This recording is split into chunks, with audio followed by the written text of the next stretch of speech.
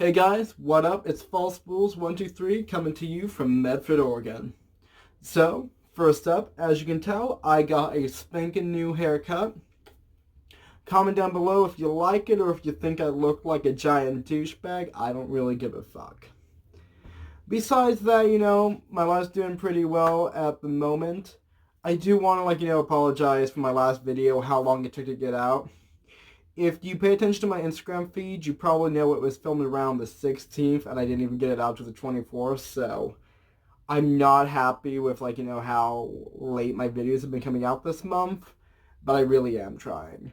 I've been having some issues with my video editor, and I'm just really trying to, figure an alternative around it, see if I can, sort of fix the editor itself, and sometimes when you get hit with that, software issue, it just becomes so irritating. Because you want to make content, but then, there's so much quality you want to make, so much polish you want to have there, that when you can't do it, it's frustrating that you can't get it made.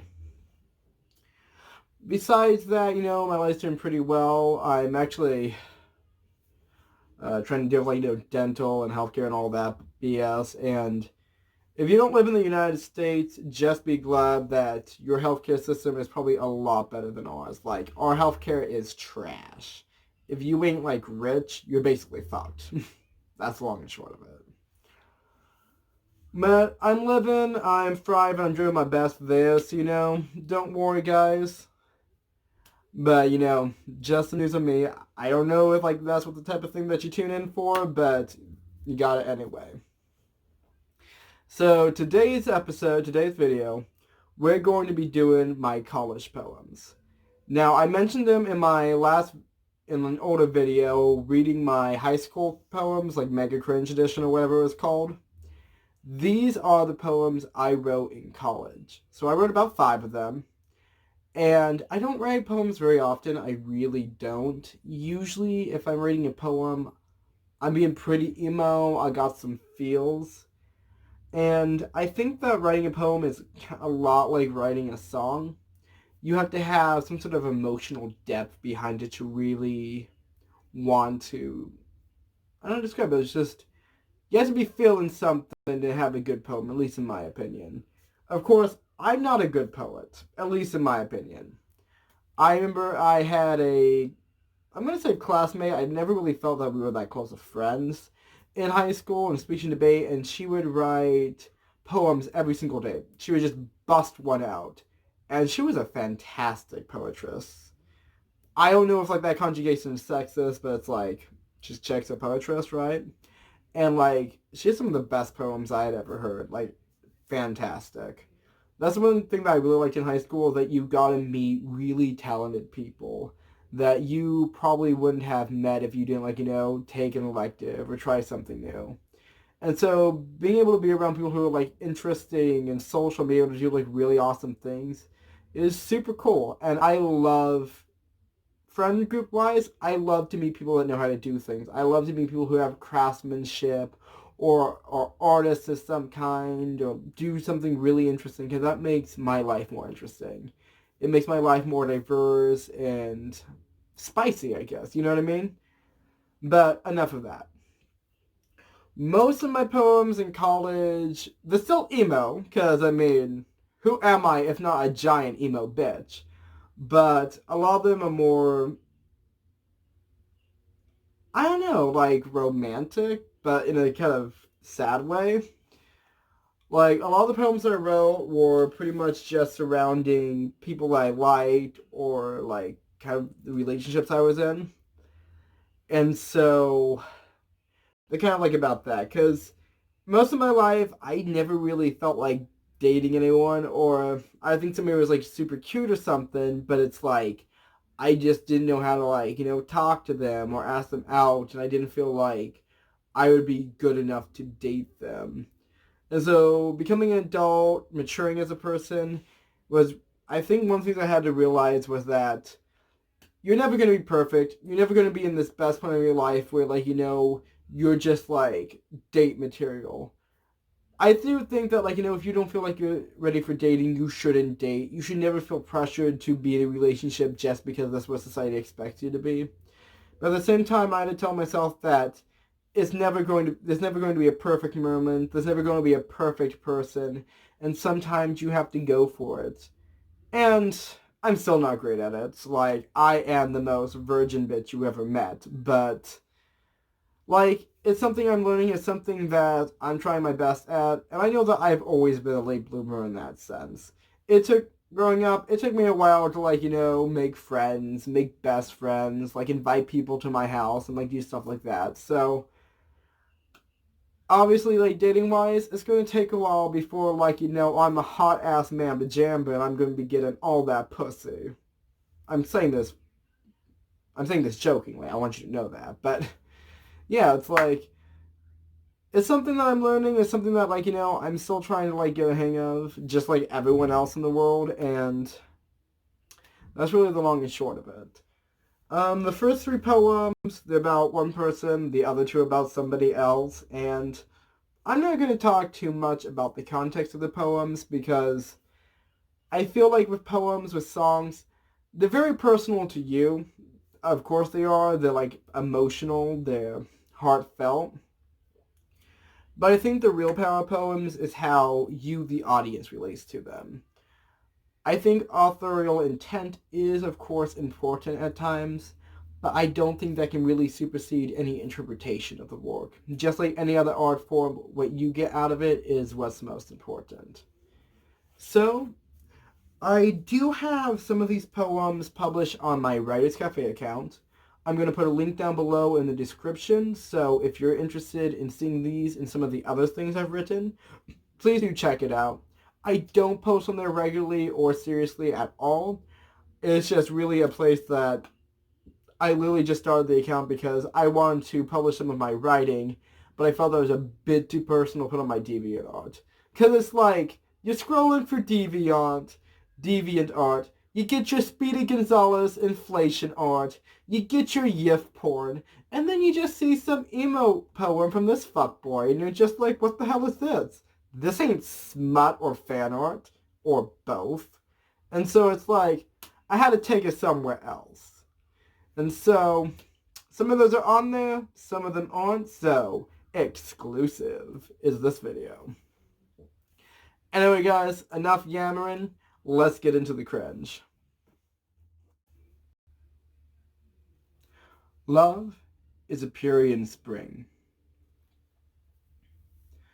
I have drunk not, but a draught and too much at once.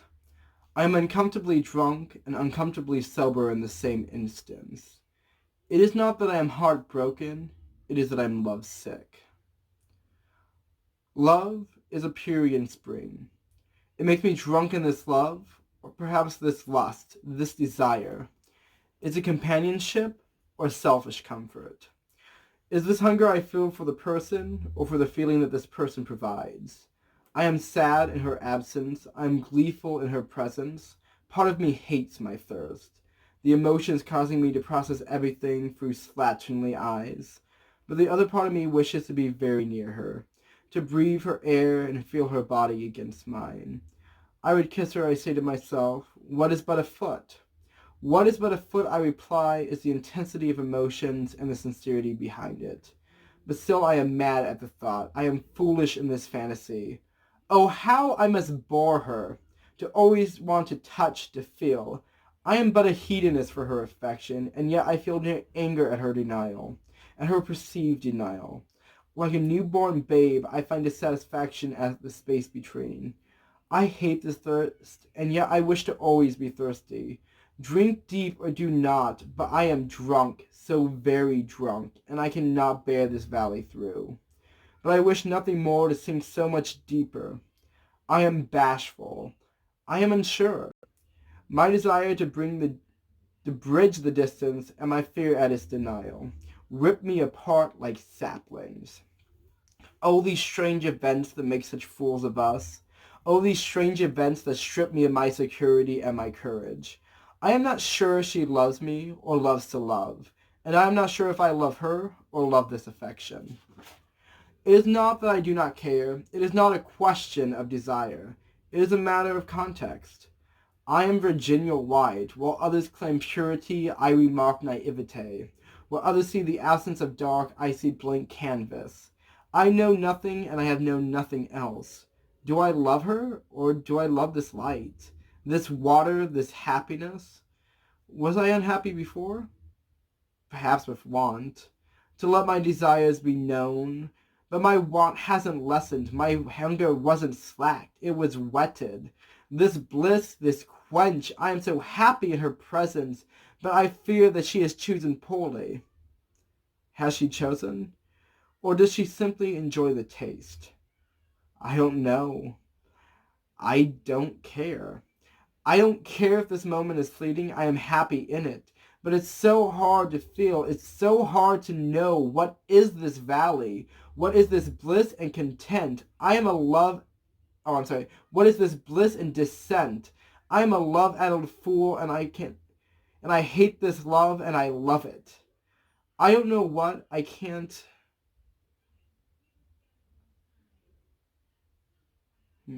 Sorry. I don't know what I want. Love is a Purian spring, and in this moment I am stuck. I am too drunk and not near drunk enough. I wish for the release from this longing, but not the realization of sobriety. So, that one I was mostly just... I was hanging out with this girl, right, and I really, really liked her, like, head over heels. And she just was very cold-fish about the whole thing, and it was really hard to tell if she liked me, you know? And basically, like, it was just... There was, I guess, a lot of feelings unsaid or something. So, as you can probably tell from the poem, it was not the most healthiest relationship at all.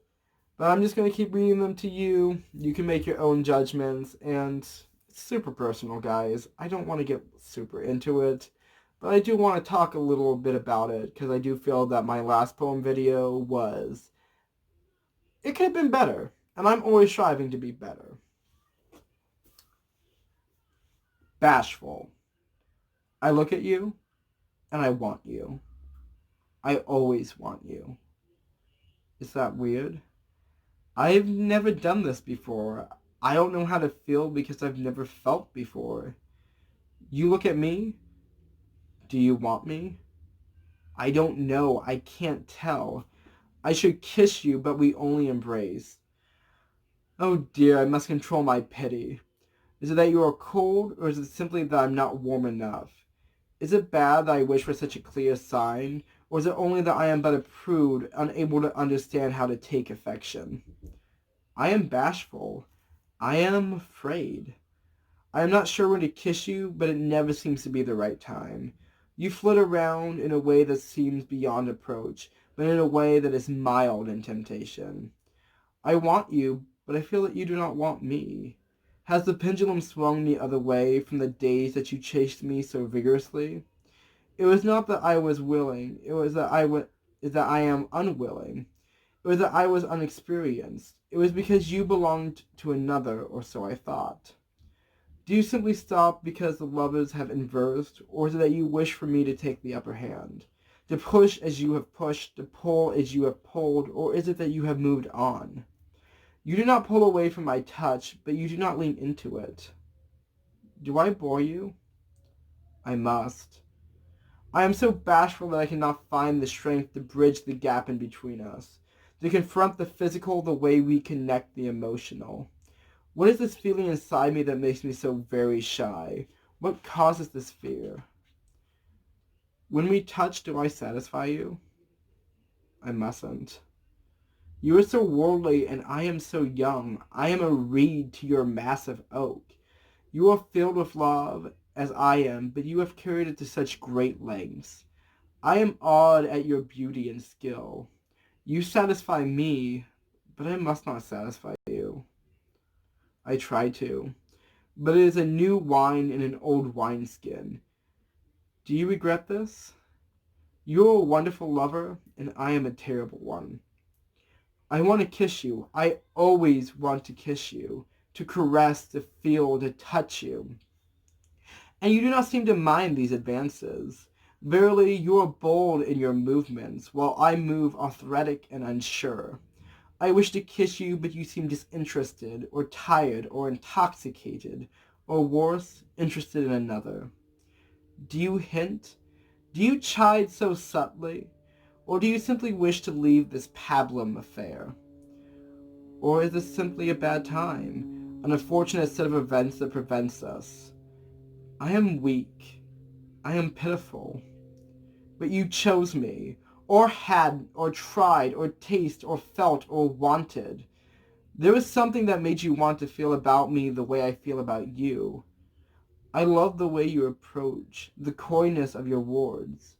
We became shy, we became foolish. It was the first time I had kissed, and it was wonderful. And I wanted more. I want more. But I'm so bashful.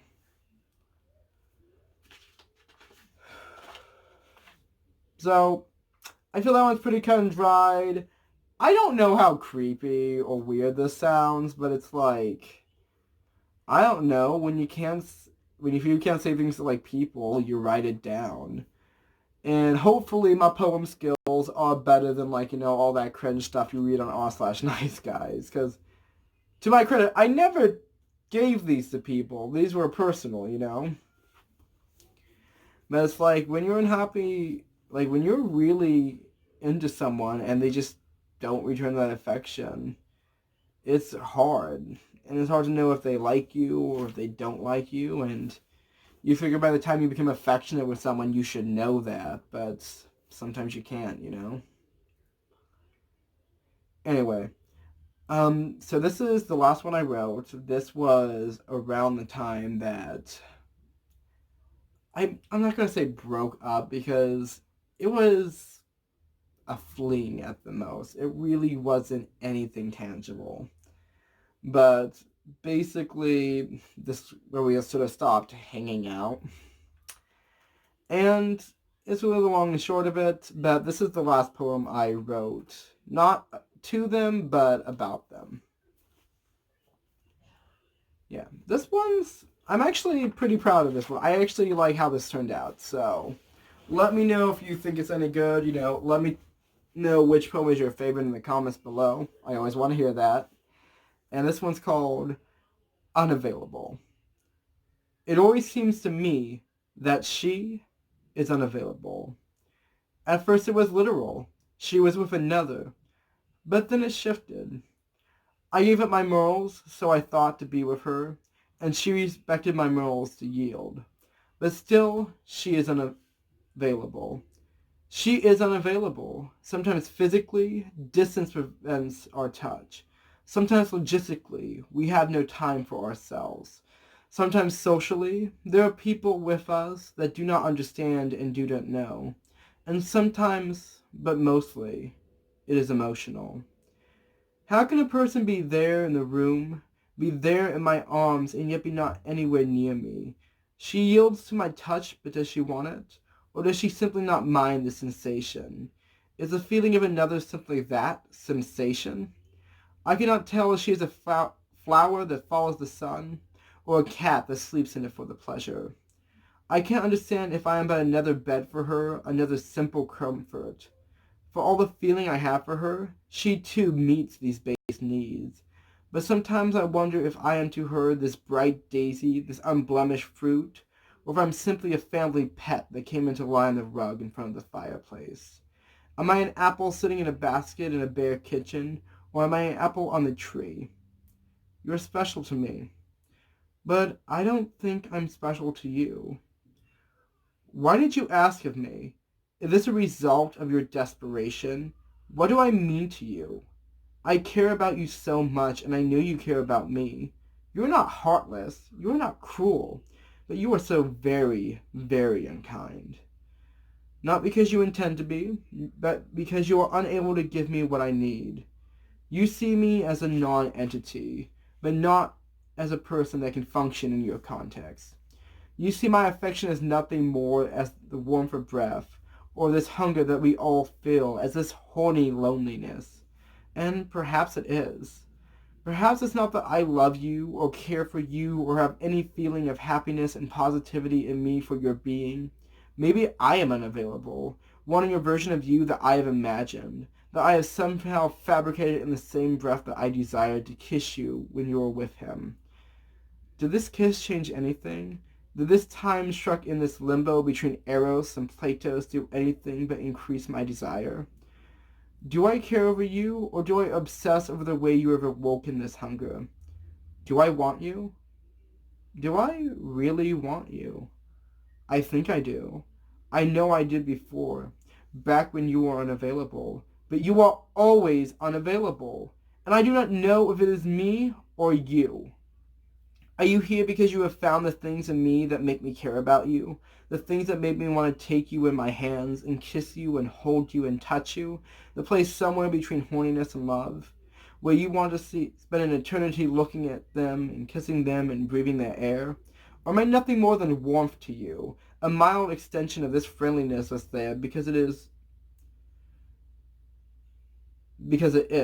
But this is not a natural progression. This is not the comfortableness of friends who have lived their lives in each other's presence of one another. This is not the lust of sex and the hope of love and the compassion of friendship. I am stuck. I am unavailable because I don't know if I want to eat. Fuck. Because I don't know if I want to deepen this or give it up. I want you, but I become unhappy. Physically, I miss your touch, the sensation, the feeling, the action. Is it that I want you, or is it that I want to feel? Logistically, I never seem to find time with you. We are always working or sleeping, or you are always tired or far past reason, that I cannot bear it. Are we separated by your intoxication and my sobriety? I sneak kisses in between days and nights.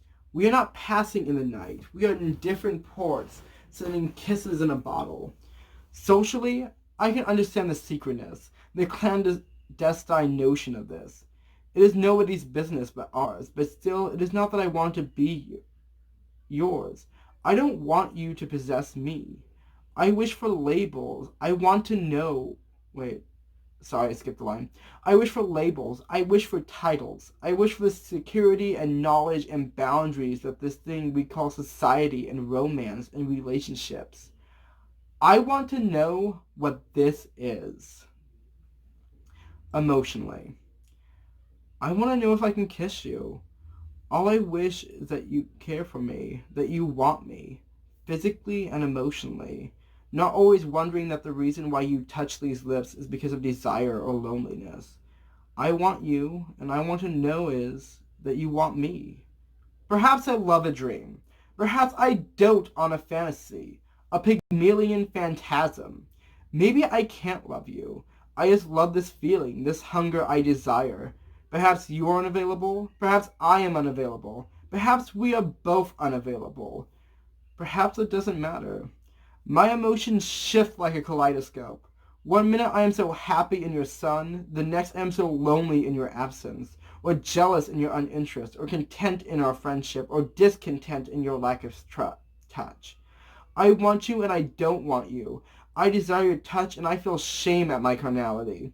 I smile as you mention me and frown as we find nothing to say. You make me so very happy and so very depressed. I have wanted you for so long, and I cannot tell if I should push on, deepen this.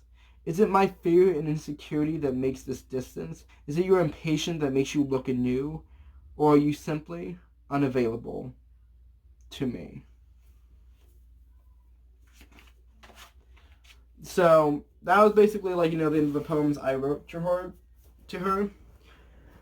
And so, I did manage to write 2 other poems when I was in college. And they were actually about a different person. And I never actually told that person how I felt. It's just, given the situation in my life, it just was not a good time to, tell them. And that's definitely something I don't want to talk about. It's probably one of the most personal things I have in my life. And maybe in the future, maybe a couple of years from now, that's something that I'll feel comfortable talking about, but pretty much the only thing I'm going to tell you is that these poems were written for, like, another person, just somebody else that was really important to me, someone that made me feel really supported and loved in my life, and I'm just glad they were there when they were. And it really hurt when they left, but I'm glad, every moment that I got to spend with them.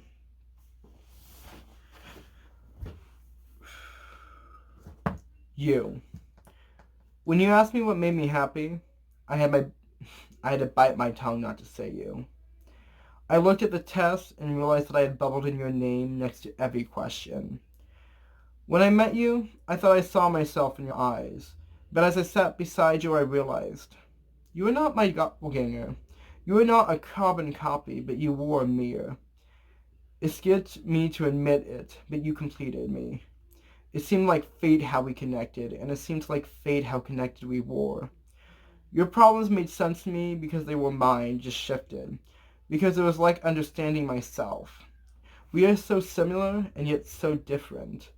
You are the underside of my flannel shirt, and I am the quote backing. But then you left, and I had not realized how much I leaned, because when you stepped away, I fell to the ground sobbing. I loved you in a million ways. You were my friend, you were my brother, you were my child, you were my partner, and I loved you. I still love you with an intensity that both scares and fulfills me. Worry grips me as I ponder a life where you exist beside me because you cannot see this phantasm. You are not my fantasy, as life fills me with sweeter bliss than any dream. I dream of you and I am heartbroken, or rather, I am just broken.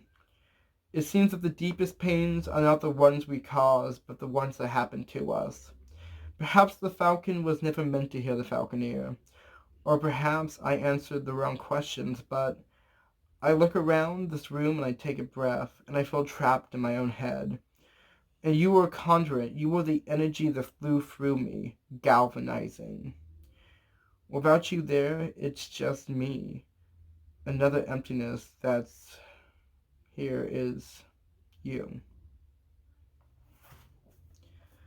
So I remember when I wrote this, I was still in a pretty bad place, actually. I remember that, it was really hard dealing with this person not being in my life anymore. Sometimes when you get comfortable with a person, when you spend a lot of time with them, they become really important to you. They become your support network. They become the person that you walk into the room and all your stress and strife just melts away because you're so happy to see them. And when they disappear, you realize that you feel incomplete, that everything seems to be in your life was how you two did things together, and now it's just you, and you feel like a part of you's missing. And that's kind of what the poem was like a lot about, just how I was alone again, how for that first time in my life I had felt complete and just really happy. And once they were gone, it reminded me of how alone I felt. Okay. Here's another one. I think I wrote it sometime. I'm pretty sure I put these in order, so this was a little bit after this. And I don't know how I feel about the poem now. I definitely, my feelings for them, they definitely have changed a lot. It's been over a year now. But so I've definitely had time to move on, to get some distance, but I think it's always good to look back at your work, anything you make, because it's a snapshot of who you are as a person. And even if you don't feel the same way now, it at least showed you how you felt then. So this is my last poem. This is the last one I'm going to read to you. And this one's called Paradise. I find paradise every night as I close my eyes. Paradise is small, it is warm, and I am at peace. In my paradise, you are there. You're not. You never will be. But in my paradise, you snuggle your pillow. I slip between the covers, and I feel your warmth next to mine. My paradise is us clasped tight, your breath on my neck, my hand on your chest, and limbs intertwined, as our bodies become cocooned in each other's slumber. Paradise is a warm bed with you in it. Paradise is when you touch my hair and tell me everything will be alright. Paradise is when you ask me what makes me happy, and your face appears in my mind. Paradise is coming home and seeing your face. Paradise is having you there. I miss paradise, because when I'm with you, all the pain and the stress, yesterday's regrets and today's worries melt away as I slide over to your side of the bed. I wake up and you're gone. You were never there. My pillow is cold, the sun shines cold, but I smile, because I find paradise every night. Good night. Good morning. So, the way I phrase things definitely always make it seem that there's a lot more to... I definitely feel like I tend to overinflate the relationships I have with people, because there's definitely always an emotional connection. There's usually something physical, but definitely sounds a lot more risque when I write it down. That poem in particular, it's not about any particular memory I have. It's more of... I don't know how to describe it. It's more of the feeling that I have when I think about them. Part of it is the memory that I have, the good thoughts, like, the happy moments. But the other part of me, it is how, the relationship I wanted to be, the place I wanted to be with them. And it never really happened. It never really went that far. But definitely back then, I really used it as an emotional crutch. When I was in a really bad place last year, I just held on to those happy memories. I held on to that feeling of them, of how they made me feel so complete and wholesome, and it was really the only thing that brought me comfort. And I was in a dark place. I was in a really bad place, but that was one of the things that kept me going, that kept me happy. It was just that warmth and love I felt when I was with them. And so that's pretty much all of my poems. Hey guys, so I hope you enjoyed my poems. I realized that it got really dark in here, so next time I'm gonna have to be a lot more cognizant of the lighting, But yeah, I'm glad I could share that with you. They were definitely a lot more personal than the ones I wrote in high school. Get to high school, that was fucking years ago. That was what, 2016? That's gonna be 4 years. That's as long as high school itself, But, all those poems that I just read to you now, that was maybe a little over a year ago. So, definitely had some time to, get me in the feels. I hope that today wasn't too maudlin, but if there's anything, you expect in this channel, it's just me reading something and being a sad boy. Have you seen the one I did on my car? I freaking sobbed like a little bitch for 10 minutes.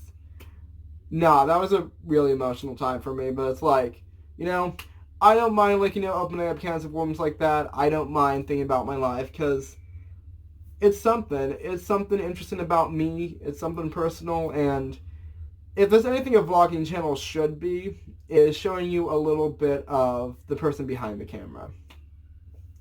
So, I'm really glad you could, listen to my poems today, that you can, enjoy the things I wrote, and I think it was nice to share them.